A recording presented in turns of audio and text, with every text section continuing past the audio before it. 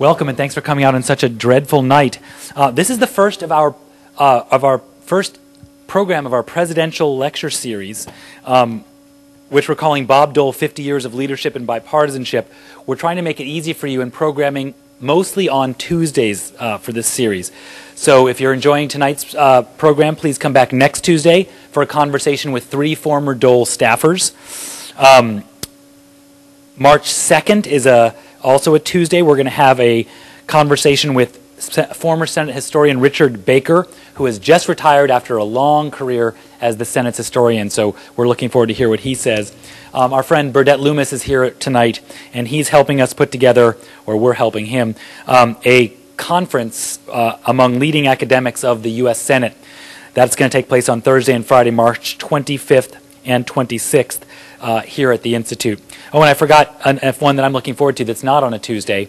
Wednesday, March 10th, we're going to have one of Senator Dole's favorite colleagues here, former Senator Jack Danforth from Missouri. We've also started off our study groups for the semester. We have 2 great new fellows. Wilma Goldstein is here, I think, our terrific Republican fellow working on a study group landing that job in Washington. That meets Tuesdays at 4. And starting on February 24th, we're going to have our Democratic fellow teaching a study group that I'm looking forward to learning some things in, how blue incumbents are going to be able to survive in red districts in 2010. I'm not sure that's actually going to happen. Also Tuesday, February 23rd, we're all looking forward to having former California Speaker of the House and former San Francisco Mayor Willie Brown here on this stage. 50 years ago this week, the Russell County attorney announced his candidacy for the 6th congressional seat held by Wint Smith. The campaign looked like a long shot because there was a serious problem. The young county attorney and war veteran was more or less completely unknown outside of Russell, Kansas. He had to do something to attract attention and get his campaign noticed, and here's what he decided to do.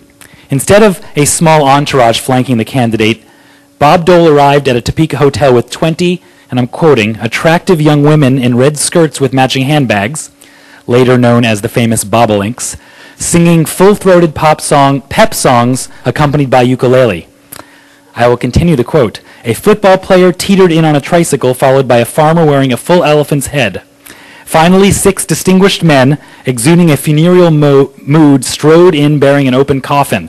Inside lay a Frankenstein dummy. The coffin displayed a large sign. You have nothing to fear with Bob Dole. This colorful scene got the young candidate some desperately needed attention, and he went on to win the seat, beginning a long, fruitful, and distinguished career in Congress that we will commemorate here for the next month or so. So it started off maybe as whimsy, but it really started a very serious and illustrious career.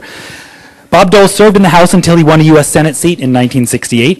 From 1985 until his retirement in 1996, Bob Dole served as Republican leader in the Senate, earning him the title of the longest-running Republican leader in the Senate since the practice began in 1920. In this time of, trying to think of a nice way to put this, palpable Senate dysfunction, Dole's career has inspired fresh interest and cries out for new analysis. The colorful anecdote I quoted at the beginning of my introduction is from an uncommonly good biography of Dole, written 16 years ago by the Kansas City Star's Washington correspondent Jake Thompson, who by then had intensively covered the senator for more than 5 years. I've used Thompson's Bob Dole, the Republican's Man for All Seasons, a lot during my 6 years at the Dole Institute, and assigned it in a research seminar for history majors I taught a few years ago. It's balanced, readable, and thorough, providing insights into the complex inner workings of one of the nation's most important and influential politicians, at the very cusp of a campaign for the White House. At a time when Dole was considered by many people in both parties as a dour, hardline conservative well-versed in the politics of obstruction, Thompson's Dole was much more of a pragmatist, leading legislative battles in favor of civil rights for women, minorities, and the disabled, supporting food stamps and farmers' subsidies, and fighting in vain to balance the federal budget. If Thompson's portrait looks more like the Bob Dole we know than the leaders of both parties making, again, the Senate look truly dysfunctional today, where good ideas and good nominations seem to go to die, it's because this reporter and biographer knew his subject.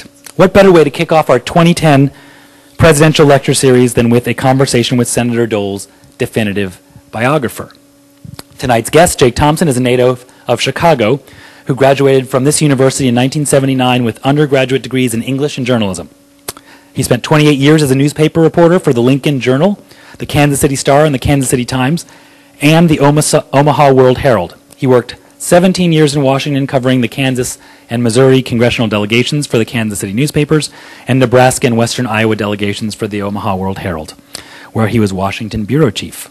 He has received numerous journalism awards and currently works as, kind of a hard job, Director of Communications for Nebraska Senator Ben Nelson. Thompson is married with 2 daughters and lives in my hometown of Bethesda, Maryland. Please help me welcome to the stage Jake Thompson.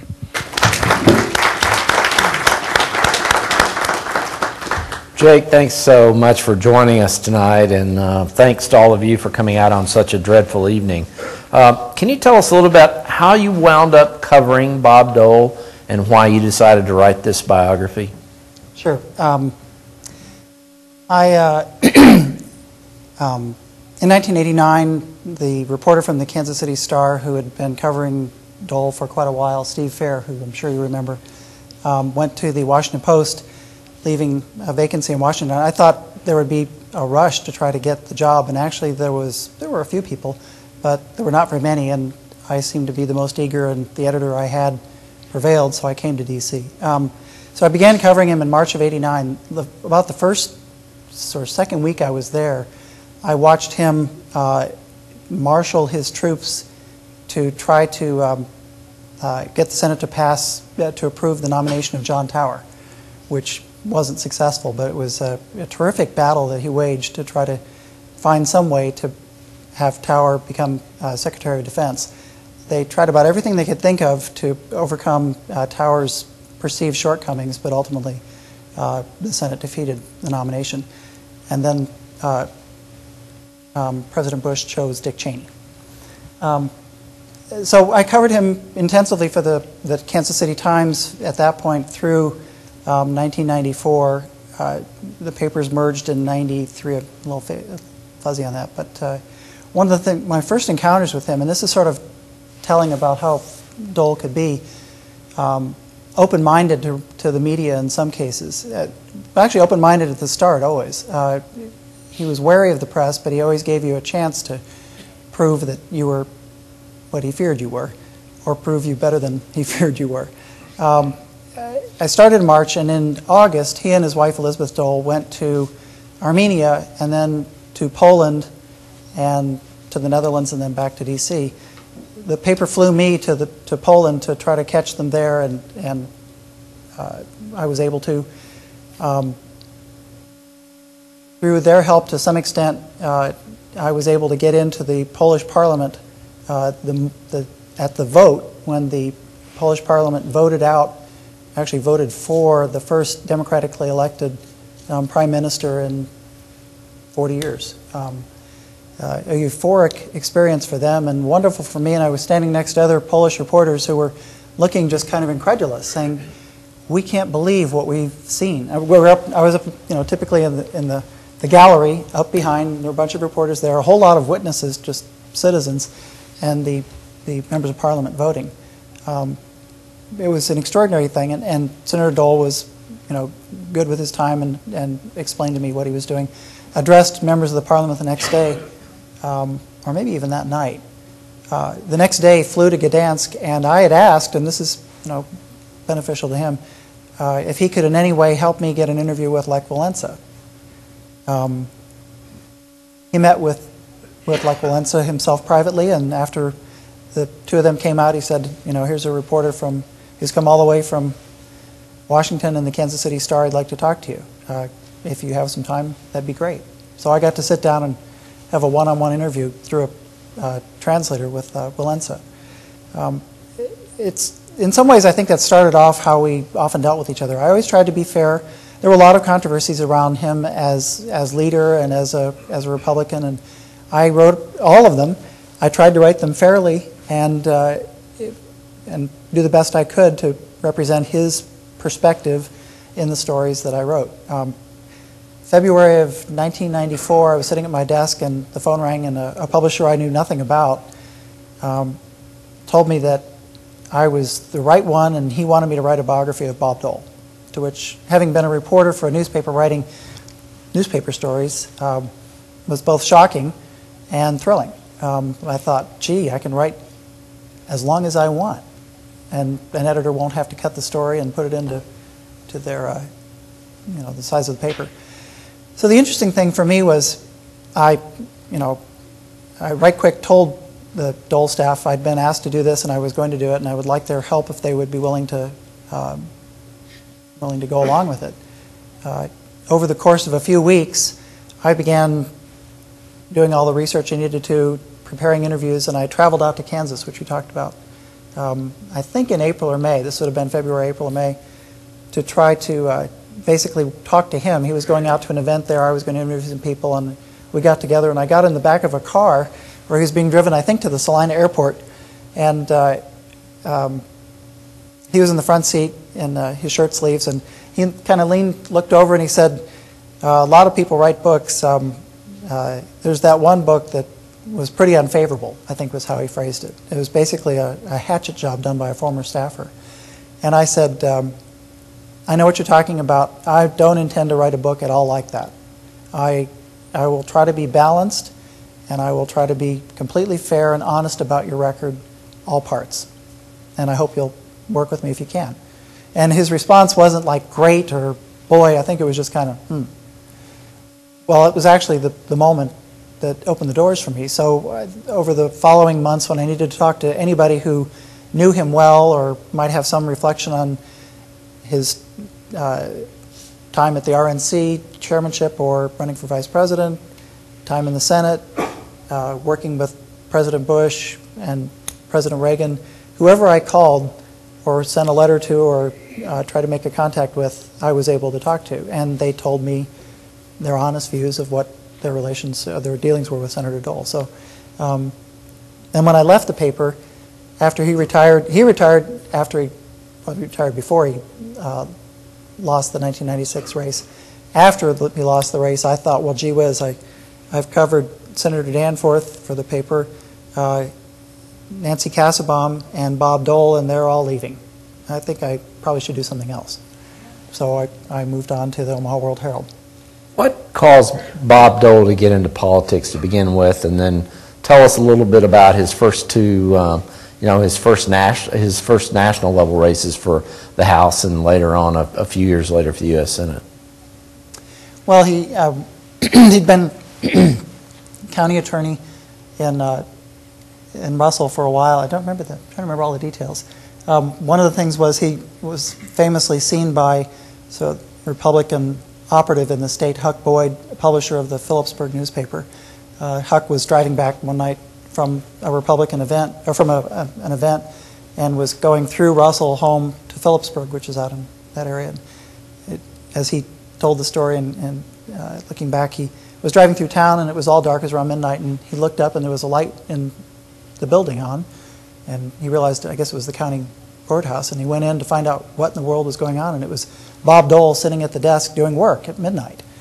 And in subsequent years, Huck Boyd would help introduce Dole to people he needed to know and gain support for.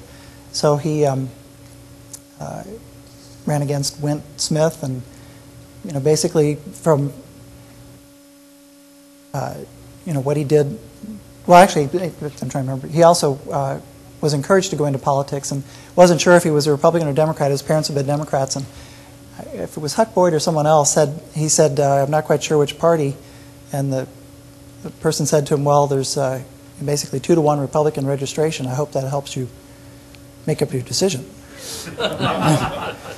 and he did. He was also, at the time he was kind of being rushed by both parties to get into politics, because he was a World War II veteran, a war hero, somebody from a sort of bedrock Kansas family, and there was a great interest in trying to see whether he could have a political career. So he ran and won his House seat and won several more terms and went on to the Senate. And then he was a real fast riser. He developed quickly relationship with President Nixon, and was later appointed chairman of the Republican National Committee. Talk a little bit about that. Sure. Yeah, I think we talked a little bit about this before. I think in Senator Dole's early life, he came from Kansas. He was a kind of rock-ribbed conservative, fiscally conservative Republican, but because of his background and growing up in a modest family and his injury in the war, it made him a person who was aware that there were people in life who did suffer tremendously, and he wanted to, he was sensitive to them, and he wanted to try to reach out and help if he could in some ways. And so at times in his career, he worked across the political aisles with Democrats to try to help government provide help to people who need help. But in his early years, he was pretty much a traditional Republican in the House, and when he ran for the Senate, he was pretty much a traditional conservative Republican there. He quickly went to the Senate and realized that one quick way to power was to, and he felt this anyway, was to defend President Nixon during the Vietnam War attacks. And he sort of rushed down to the floor a few times and gave speeches, and folks at the White House noticed, and they began to send him speeches, and he delivered sort of fire-breathing defenses of the president. Nixon liked that very much, and decided that he needed somebody who was a very strong advocate out there really fighting for him, so he brought him into the, supported his selection as the RNC chair. And there, in that position, he continued to be one of the strongest defenders of the president throughout a lot of the turmoil he went through. And long afterwards, he felt that the President Nixon had been perhaps led to some of his downfall, but it wasn't all necessarily something he should have experienced.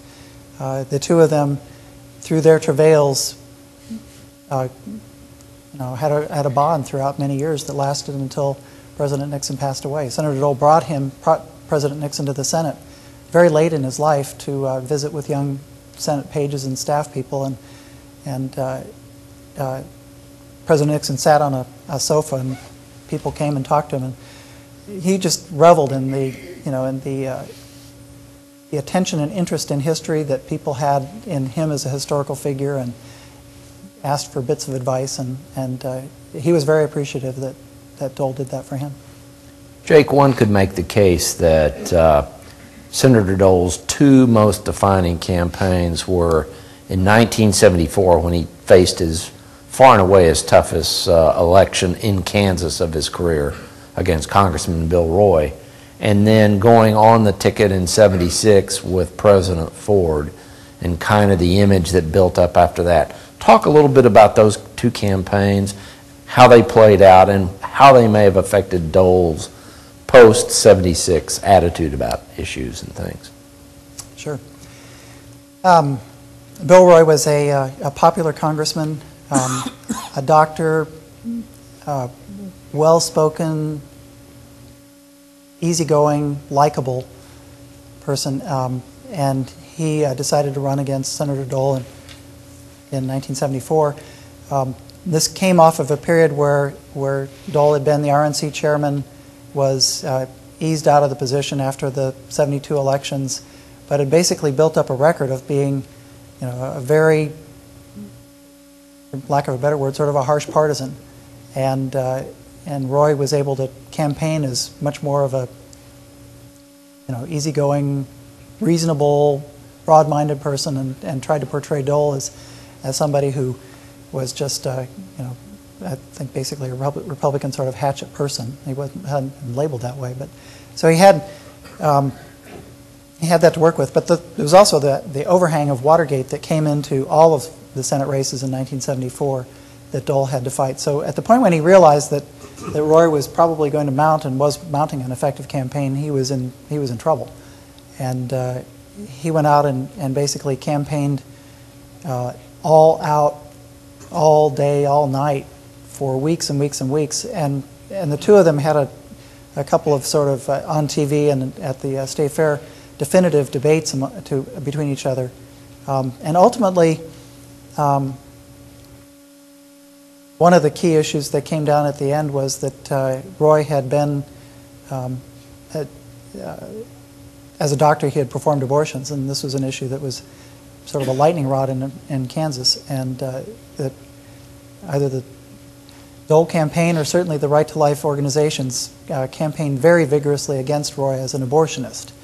There were a lot of flyers put on cars on Sundays, either supporting Dole or criticizing Roy, and there were, I think it was 50,000 members of the Right to Life or Catholic Church, I can't remember which it was, that were mobilized to support for Dole. But he came basically, pretty much a hair's whisker away from losing the most important race of his life, and he was somebody that wasn't going to do anything else. Politics was all that he could do, and really all that he wanted to do. Maybe not all he could do, but certainly all he ever wanted to do once he got into it. And Bill Roy was somebody who had been a doctor and had another life. And when it all was over and done, Senator Dole won, and Roy said that basically he just outworked him. He wanted it more than Dole did, more than he did, Roy, because it meant more to him. The experience, though, made him understand that the sort of one-sided partisan that he'd been was not where he wanted to be. And he had worked to try to appeal to Kansans throughout that campaign. And I think he realized that he needed to become more of a bipartisan person, more of an open-minded person than he had been, because the campaign just taught him that. And he said, the quote is over here on the wall, that somewhere, that he told Roy that you made me a better senator because of what he learned through the campaign.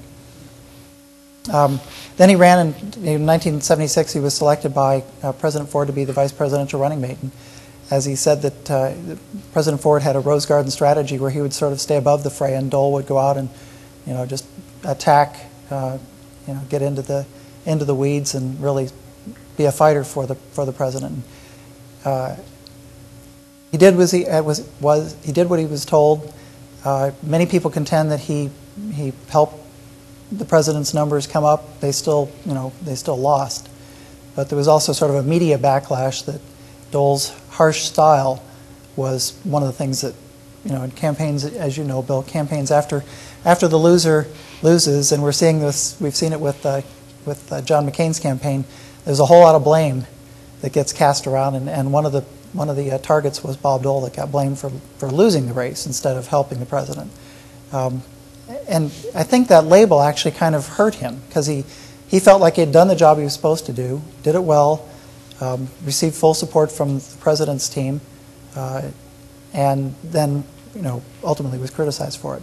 I interviewed President Ford about it, and he said basically that Dole had been a loyal member of the campaign, had done what he was asked to do, and did very good at it, and did very well. They came close, but they weren't successful. And perhaps if they'd had more time, they might have been successful. But after that experience, I think again he really wanted to try to become more of a national politician in some ways, or more of a national Republican, and wanted to find ways to be bipartisan. And he'd had some experience, but I think after those two races, bipartisanship became something that was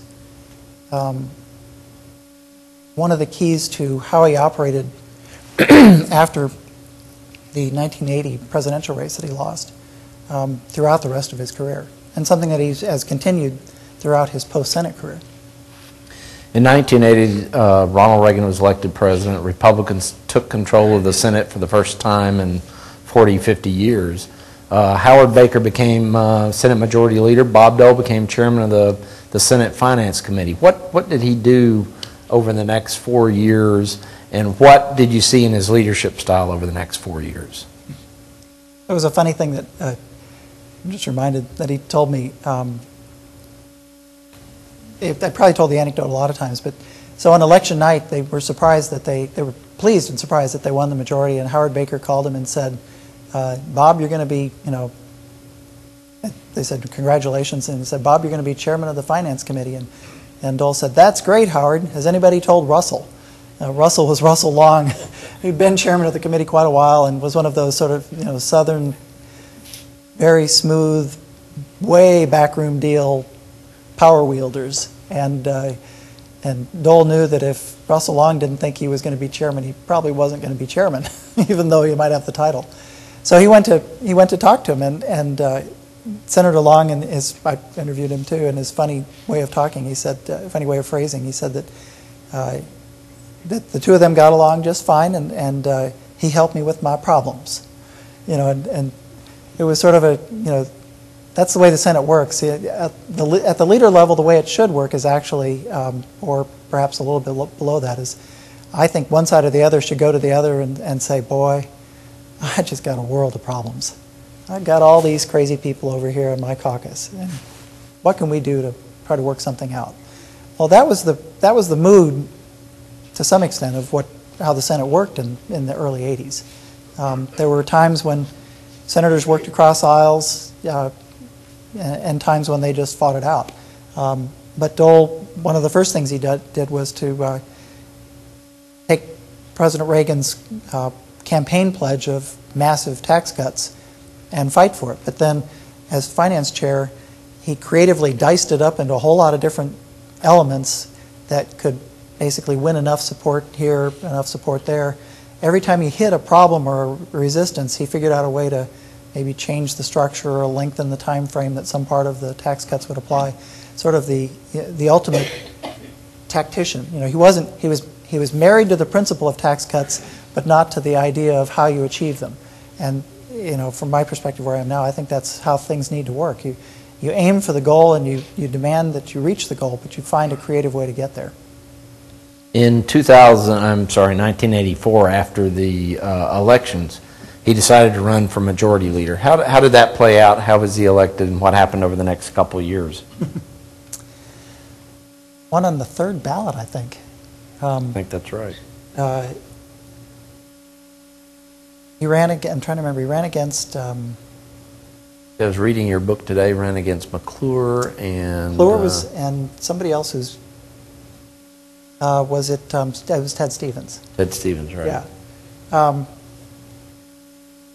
He tried to appeal in the caucus as somebody who'd had the experience on the Finance Committee of ushering through significant tax cuts. They'd also worked on the very, very important 1983 Social Security bailout, it was called, but basically Social Security was about ready to completely collapse, much like the financial system. And similar to the financial system, it was an imminent collapse.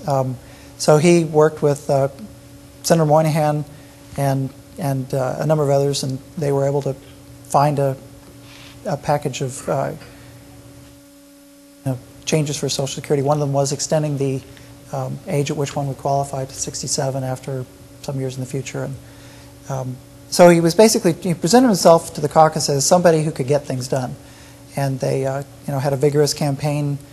They have secret ballots, and one of the funny things about the Senate, I've been around for some of these where a senator's running for a leadership post, and you'll ask them, how many votes do you think you have? And if they're not cautious enough, they'll tell you. And fairly often they're not right, because senators promise each other, I'm with you all the way, and then they have a secret ballot, and running for leader finds out, gee, I didn't really have 39 votes. I had 13. But in Senator Dole's case, they had three-way race. Senator McClure dropped out, I think, on the first or the second ballot. Then Senator Stevens dropped out, and Dole won on the third ballot and became majority leader. As majority leader, he had to work against and with Senator Byrd, who he always said was far smarter about the ways of the Senate, the rules of the Senate, and about legislative process than he would ever be. And he said that there's no one his equal. But that really didn't tell the truth, which was that Dole was pretty close second. He understood the Senate rules, and he had Robert Dove, who became famous later on as his staff person and then ultimately became the Senate parliamentarian, to help him use the rules effectively in the Senate. Now, one of the things that I found fascinating in going back and taking another look at your book, Jake, was You describe Bob Dole's leadership style, I think, in a very interesting way. You basically call it the art of the possible. What exactly do you mean by that? Yeah, we've talked about this a little bit. He was somebody, when he was leader, used the same practices he had in finance. Finance committee is kind of is unique in the Senate. Unfortunately, it's still somewhat unique in this era of partisanship. There's too much partisanship there, but there's less so than there is in a number of the other committees. There are times when members work together because they feel they all have some compromises that they're willing to work out to move tax legislation or legislation that involves taxation. Healthcare is actually a major piece of tax legislation. So he built this record of working across party lines in the Finance Committee and got to know people really well. I mean, one of the things that is not so apparent from my perspective now is a real respect and often an admiration for people on the other side of the aisle, and he had it certainly for his sometimes adversaries, but often his people he could view as his allies. He was somebody who really practiced and said to me at one point, and I've probably said it many times, that you didn't want to go out and burn your bridge with somebody today because you might need them tomorrow. So he could be, and I saw when I was covering him, blistering about the Democrats, but not blistering about a Democrat, Senator somebody. I saw him give many speeches on the floor where he would just really hammer the Democratic side of the aisle, but not anybody on that side of the aisle in particular. So when he became majority leader and later when he was minority leader, he loved to work out compromises. He just reveled in it. He'd get way into the nitty-gritty details, and if it went beyond his ability, although he could always, he's incredibly capable of absorbing information and understanding how policy would work and offering ideas for creative solutions to some place where people were stuck. He would bring people in for what are now called backroom deals. He'd bring them into his office, and there's some stories where he would set up 4 meetings at a time. I knew of a couple of times when there were at least 2 going on. I couldn't go in, or sometimes you could go in for a photo op, and I would run in with the photographers, and they would all shoo us out. But the senators themselves would all sit around a table with staff people somewhere nearby, but basically they would hammer it out themselves. I mean, they would argue back and forth, one-on-one, and he would sit and argue and cajole and then, stay for an hour and say, I'll be right back, and go to room 2 and sit down and engage fully. And I've heard stories that he would basically tell folks he brought in the room, you're not going out of here until you get a deal. I don't want anyone to leave. And he commanded enough respect that they feared, enough so that they wouldn't leave. And he made things happen. He really, you wouldn't have said the Senate was, and we didn't when I was a reporter in the early 90s. We didn't say it was dysfunctional. We said it was too partisan. But it got, legislation was passed, action was taken.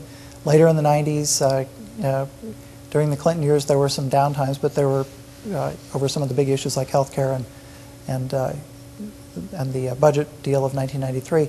But there were other pieces of legislation where Senator Dole worked across party lines and worked with his colleagues to move legislation. And also, sometimes it would help President Clinton, and other times it wouldn't. But he was, I think, in some ways, we talked about this. He was somebody who, perhaps as much as Senator Byrd, revered the Senate, and he revered the institution in a way that helped him and also helped him be a leader, and also helped him command the respect from others. They all knew that he was in there for the right reason.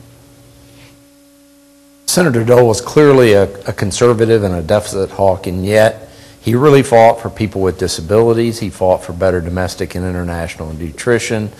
He consistently voted for civil rights. He promoted women very aggressively, named the first female Secretary of the Senate, the first female Majority Leader, Chief of Staff. Do you see those as contradictory, or was it just all of who he was? It was all of who he was. I mean, he grew up, he talked about this to me and many times in his interviews. He grew up in a family where both his parents worked, not because, they were a two-income family, because they had to be. His mother was a very strong person, somebody who worked day and night and ran her family. His father worked incredibly long hours, always kept a very neat appearance, as Senator Dole always did when he was senator, and I'm sure he would if he walked in now. So I think he was always comfortable and liked strong women. So it was just second nature to him. If the two people he promoted were Joanne Coe to the Secretary of the Senate, who I don't remember who coined the phrase, but she was called Bob Dole's Bradley fighting vehicle. She was not really tall, and she was really stocky, and she had a deep voice, and if she told you were not going to do something in no uncertain terms, you were concerned about trying to do that. One time I went to a campaign. She was also director of Campaign America and his PAC, and somebody told me they were having a fundraiser one time, so I knew this wasn't going to work out. But I went over to, I think it was at the Willard, and I walked in the hallway, and Joanne was sitting at the table out front, and I think I'd asked, because I remember what she said.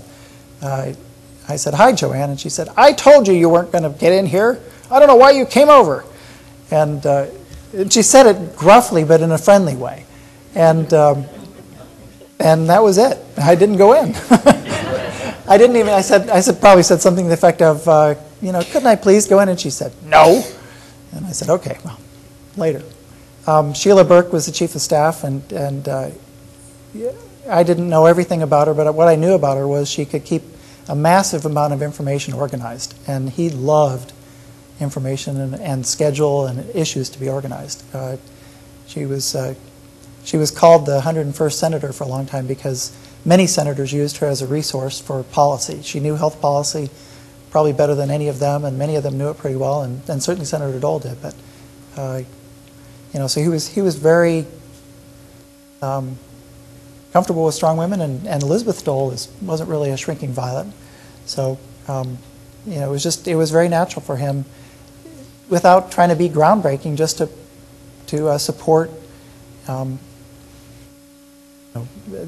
women in positions of power, and also issues that would affect a broad audience. Now you tell accounts in several places in the book of his leadership and how he was able to get senators from both parties to vote in a certain way that maybe they didn't really want to vote, because he argued and was able to convince them that it was for the good of the country. And as you said before, he would really go out of his way to try to make an arrangement so that they could vote the way he wanted them to vote. What's different between today and what we saw back 15 or 20 years with what Senator Dole was able to do? One of the things, and I don't mean this as a criticism to either of the leaders. It's just the way the world works in the Senate now. In Senator Dole's era, I wasn't that aware of Senator Mitchell's style when he was the Democratic leader, but I was aware of Senator Dole's, and a lot of the agenda was obviously set by the leader, but it was also driven by the leader. I mean, he was the one who was running the show. He didn't delegate it to another committee. He often worked very closely, in fact, throughout the 80s with Pete Domenici, who was budget chairman, and worked on the other side of the aisle, too, to try to Graham Rudman Hollings was named also for Fritz Hollings, the Deficit Reduction Act, that the three of them were able to get through the Senate. I think that he was somebody who he wanted the Senate to be a place of productivity, and not so much. I mean, politics was. He said to me a number of times, this place is full of politics. Anybody who doesn't think it is doesn't understand what our system is about, actually. But politics doesn't need to be all that this place is about. Politics is part of it. It's kind of like a reality. Sometimes it intrudes too much, but ultimately we're here to do the business of the country, to address the problems, address issues, fiscal legislation, social policy, international policy, working with the president. As a Senate leader, he was an independent person and was able to command respect because of that, but also he was somebody who wanted to get things done. And as I said, the issues were leader-driven under his time. Not so much now, and partly it's, I don't know if the leaders, it's partly maybe the leaders' styles, but it's also the caucus makeups now are more polarized and less, there's just less socializing, less sort of open communication across the aisles. There are those that do talk to each other, but there's a fair number on both sides that I would be surprised to work in a bipartisan, or if somebody from the other party would reach out to them and say, I'd like to work together with you on something. It's just not done anywhere near as much as it should. So it was really a different time. And now, I mean, people call it the Senate of dysfunction, and it feels like that a lot of the time. I've been through this mess with health care lately, and it became a mess because either the Republicans felt they would never succeed in getting enough into the legislation that they could live with, or they thought the president's agenda was, his agenda for health care was something they couldn't live with anyway, so they didn't want to participate. But ultimately, they didn't participate much, so Democrats were left to fight amongst themselves, and Republicans were given the open opportunity to criticize sort of the closed-door backroom dealing process, which was reality, but those processes all used to occur with them in the room before. They chose not to be in the room for whatever reasons they did, and they may have reasons of the president's agenda or what they thought Senator Reid or Speaker Pelosi might pursue.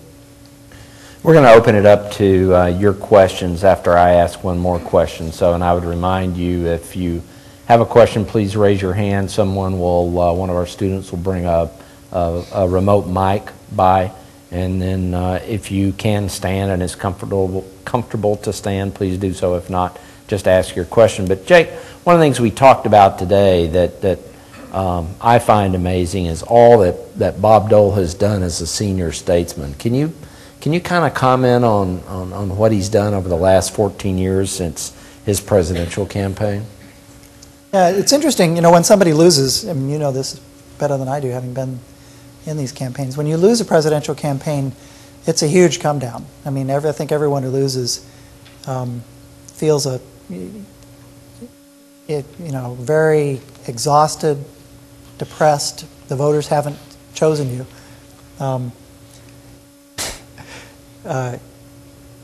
Presidential campaign, Stuart Udall is famous for, probably shouldn't say this, but anyway,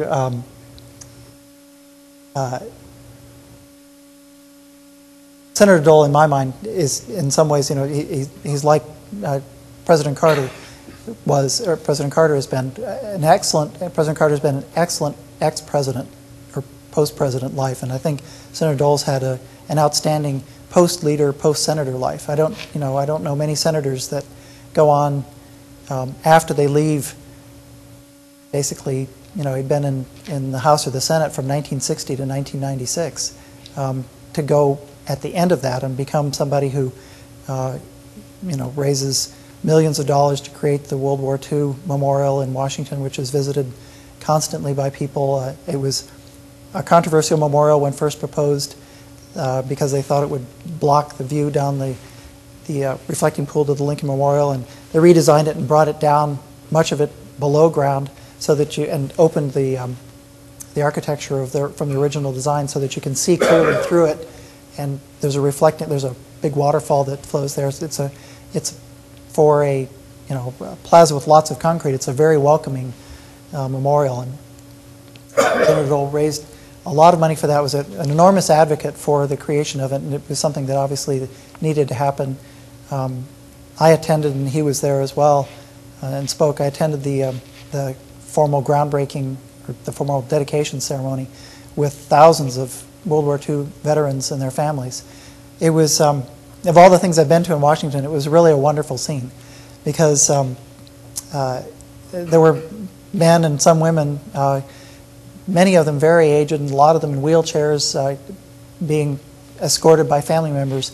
And on that day, they were the heroes of every group that they were with, and they were the heroes of every one that they saw.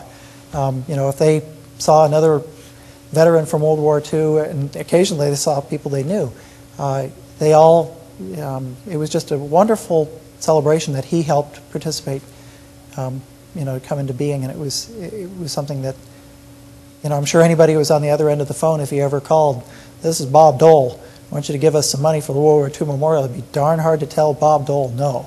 For what, given who he was, and I'm sure he probably said it pretty much like that, because he was a darn direct guy.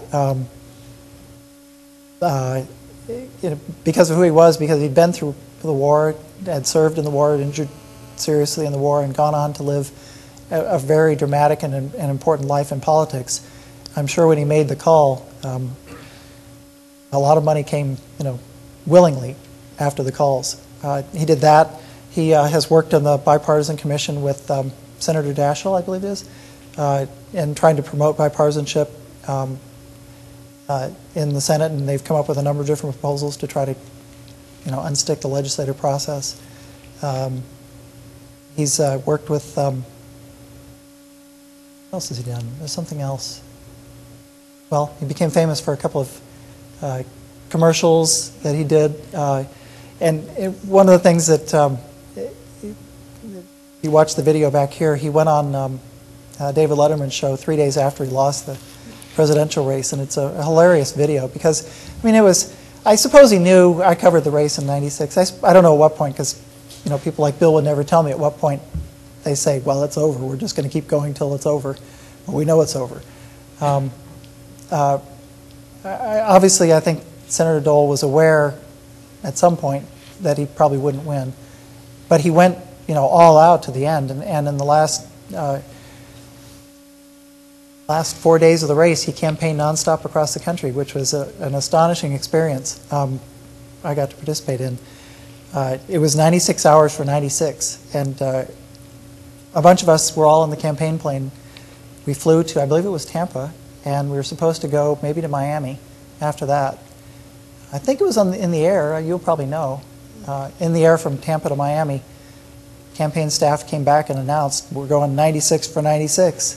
We're going to be campaigning nonstop starting, I think it was noon on Friday through election night, or election afternoon. We're going to fly back and forth across the country. And I don't remember exactly the numbers of states because I lost track of all of them, but I think there were 28 events or more that he personally did with his wife. And the campaign, I don't think anybody who ever went on that, I think probably the two greatest moments in recent political campaigns to cover would have probably been, that would have been one of them, then John McCain's 2000 race joining the bus. The 96 for 96 was a really neat experience. We all, back in the campaign plane, kind of grumbled and thought, oh, this will be horrendous. But one of the things he did was he visited a lot of areas of the country where there were close House or Senate races. Basically gave of himself to help the Congress, and also to try to do what he could for the presidential race. One of the things I remember clearly was we were all back in the plane the first day, maybe it was, so we started at noon on Friday, and by Saturday afternoon, campaign around the clock, and maybe Saturday night or so, Senator Dole was looking really tired, and his voice was getting raspy, and we in the press were like, oh no, he's older. He's going to die out here. This is really going to be a tough story. But we're on for the ride. We're journalists, so okay. I think at that point he figured out how to handle it. So every campaign stop, we went out and spoke, got back on the campaign plane, and then went immediately to sleep. All of us, were too jangled. We didn't learn how to sleep. So I think it was by Sunday afternoon or so, 24 hours later, we were all just, about ready to fall over. And we went, oh no. he's not going to die. He's going to kill us. Well, that was the plan. Yeah. Might have been. You know, we in the press gained enormous respect for him because he campaigned, you know, as hard as he could. He learned how to handle the rigors of what was an incredible campaign effort, and he did very well at it. We all came off feeling like he gave it his all, and it was an admirable thing that he tried to do. Okay. Very good. Thank you. Okay, we're going to open up for questions. We'll go side by side. We have Jen and Andrew with mics. If you have a question, please raise your hand.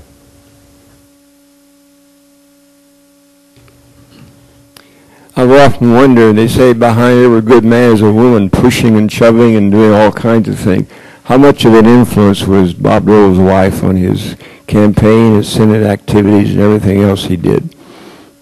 Well, a little bit of an awkward.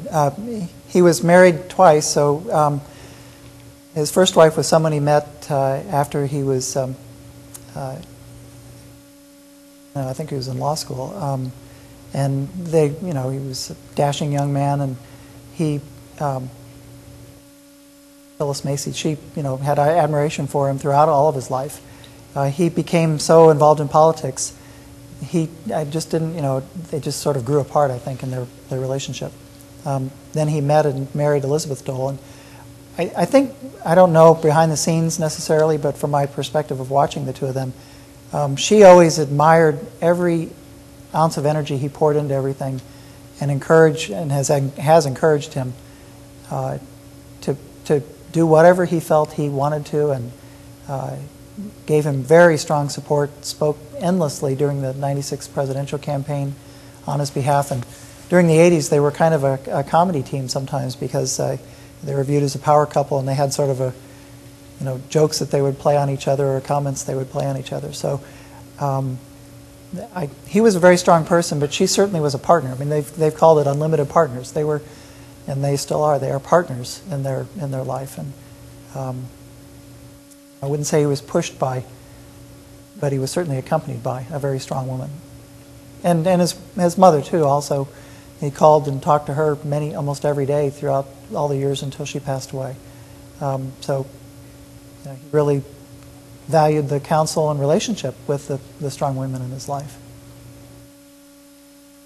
Other questions?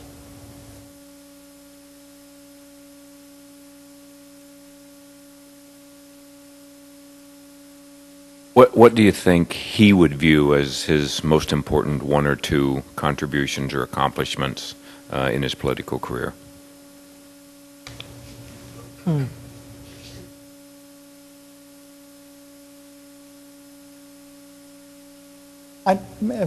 Probably his work in civil rights and for disabilities, because of his own perspectives. Even though he grew up in Russell, Kansas, a town that was, you know, didn't have a very mixed, ethnically, not that ethnically mixed. He was somebody who always, he was, you know, nonpartisan and treated all people as equals. He really, it was just a natural for him. I saw him with lots of people. And one of the things they do on Capitol Hill is the Hill newspaper will sometimes go around and privately survey all the guards and all of the staff people and the Senate cooks and people who cut hair and ask who do you like, who don't you like, and Dole always ranked among the highest or often the highest in terms of someone they liked, and it wasn't anything that he had to put on. He just genuinely greeted people. He greeted all of the people who worked in the Capitol with sort of a thank you for being here to help us, you know, do the business that we need to do. He would come in and smile, and you know, I've often said I can't tell a Bob Dole joke because they weren't often setups. They weren't often jokes like you would see a Bob Hope deliver. They were one-line quips that he would respond to in anything. You'll see a couple of them back there on the video. His mind was incredibly fast, and he was always funny. I mean, in the years I covered him, there's the famous stakeout in front of the Senate chamber that you'll see on TV all the time, where the leaders will stand with their accompanied, you know, other senators, and they'll sort of make pronouncements. When Dole was leader, his office was just to the side here, and he would walk out of the Senate, and reporters would be all gathering, sort of like, please, Senator, come to the microphones, come to the TVs. And sometimes he would, but sometimes he would just sort of, somebody would shout a question at him, and whatever the question was, he would say something hilarious back. And the whole bunch of them would just laugh, so ha ha ha, and he was like, gotta go! And off he would go, and he just left everybody. He lightened the mood of the place all the time, and it could use a little more lightening these days. I think there are funny senators. Actually, Al Franken is hilarious, but he's kind of, he's not allowed to be hilarious. I did see one thing. That's really digression, but there was a briefing for one of those secret, top secret briefings for senators only. Some I don't remember what it was about, but anyway, senators went in, and Senator Franken was in, and I was waiting for Senator Dole, for Senator Nelson to come out.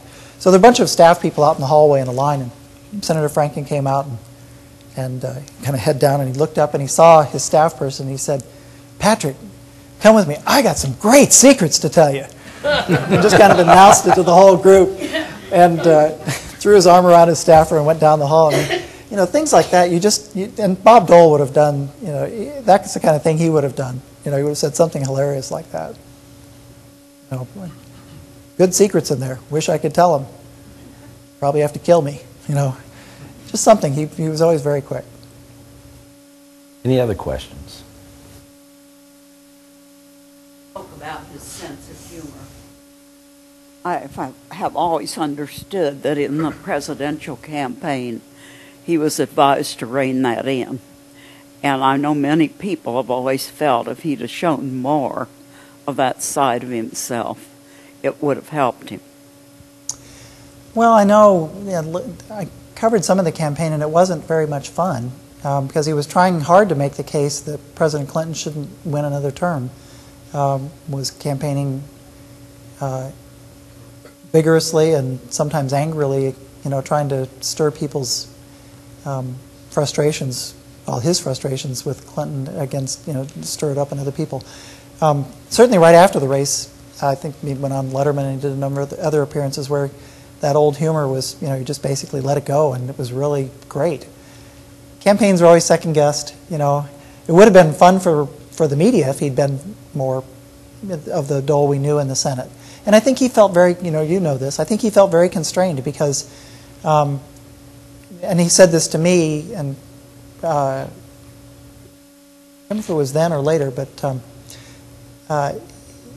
the reporters in the Congress, that covered Congress, he knew all of them. He knew how to tell jokes and not have people hold it against him. Sometimes the jokes often have a little barb to them. Make fun of some senator's idea, but he'd do it in a way that wasn't really mean. It was always hilarious. If he wanted to be mean, he usually made fun of himself. Later, early years the barbs went out, and later years the barbs came back at him. I think it would have helped. I don't know if it would have. It probably wouldn't have helped him win because the economy was doing well. That's sort of the overriding thing in almost every campaign. The economy was doing well, and President Clinton was wonderfully articulate, and Senator Dole had a great history and probably would have made a good president, but was unable to get people as enthused as they should. I remember one day it was really starkly shown to me. I was kind of in early September. I don't know if you remember the schedule at all, but Senator Dole spoke in Southern Ohio, can't remember where, and President Clinton spoke. It was Dayton and Cincinnati, I think, were the two. At any rate, I saw Senator Dole speak in the morning at 1 at an event, and it was there were about 5,000 people, and it was a really sort of red meat speech. Go out and get there, and people were very fired up, and it was it was a good campaign appearance. Then I went to the other city, and President Clinton was there, and Bruce Hornsby played piano beforehand and sort of got the crowd all warmed up, and Clinton came out, and basically he had this whole cadence in his speech now. He helped me build the bridge to the 21st century, and he would basically, whatever issue, he'd say, "Will you help me build the bridge to the 21st century for that?" And he built this, he's a great speaker, he built this thing, this cadence over and over to the point where when he, the audience just roared louder and louder and louder. Yes, yes, yes. And at the end, Bruce Hornsby, burst into piano playing, and the president sort of ran off the podium at the audience, and they surged up to him to shake his hand. I mean, he was a very good campaigner. So, I would love to have seen more humor, and it certainly was who he is. I don't know if he was advised to rein it in, but it was difficult for him to be comfortable and just be who he had been in the Senate, because out on the campaign trail everything gets magnified and often distorted or used against you. At that time, it would get used against you in a few hours. Now it gets used against you instantaneously through blogs and talk radio and continuous cable broadcasts. So I think it'd be even harder now to be sort of a relaxed, regular guy or woman candidate. We have a question right here. What was it like for you personally to be a biographer covering someone like Dole? Like, what did you get out of it?